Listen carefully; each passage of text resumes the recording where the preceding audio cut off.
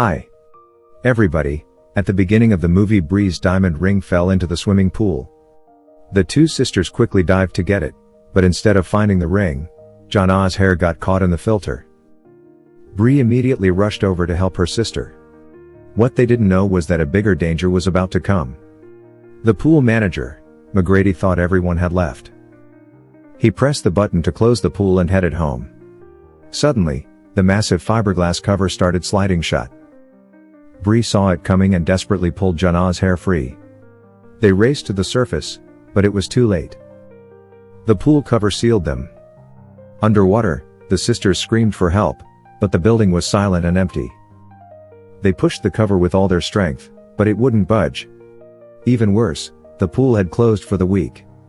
Facing total despair, the sisters searched desperately for an exit.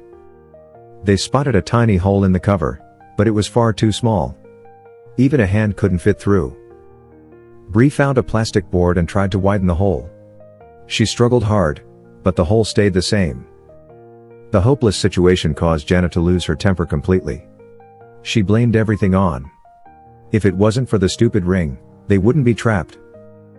Bree didn't want to argue, so she dived back underwater alone. This time she retrieved the ring, but she also noticed something important. The drainage grate under her feet was loose. If they could use that grate, maybe they could smash the cover. Bree pulled with all her might, but it wouldn't move. She desperately asked Jonna for help, but Jonna dismissed it as a bad idea. At that moment, Bree's fiancé, David, called her phone. Bree's eyes filled with hope, certain David come save them. But as afternoon turned to sunset, the phone rang countless times, yet David never showed up. Then suddenly the time pool lights switched off. Complete darkness surrounded them.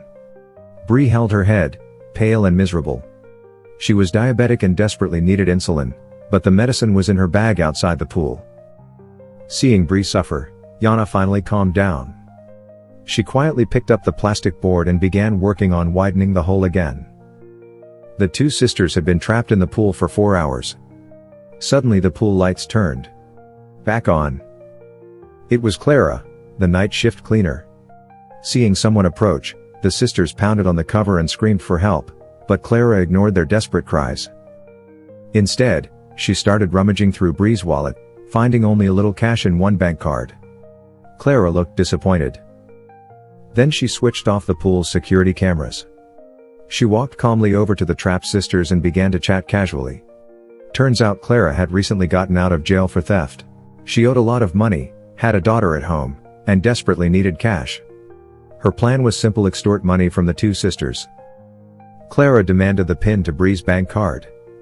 Only then did the sisters realize they were being blackmailed. Jonna got so furious she cursed Clara out. Clara became enraged and immediately switched off the pool's heating system. The water started growing colder and colder.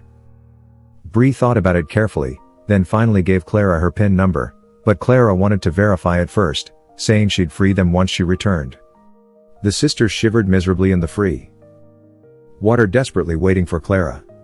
Finally, Clara returned, but still didn't open the cover. When asked why, Clara looked angry and accused them of tricking her. "There was only $80 in your account. Are you kidding me?" she yelled. Jonna begged Clara to let them out. She explained Bree had diabetes and urgently needed insulin to survive, but Clara didn't believe them at all. Watching Bree grow weaker and weaker, Jonna hated Clara deeply. She decided to get revenge on the cruel woman. She tricked Clara into coming closer to the hole. She successfully hurt her, but at what cost?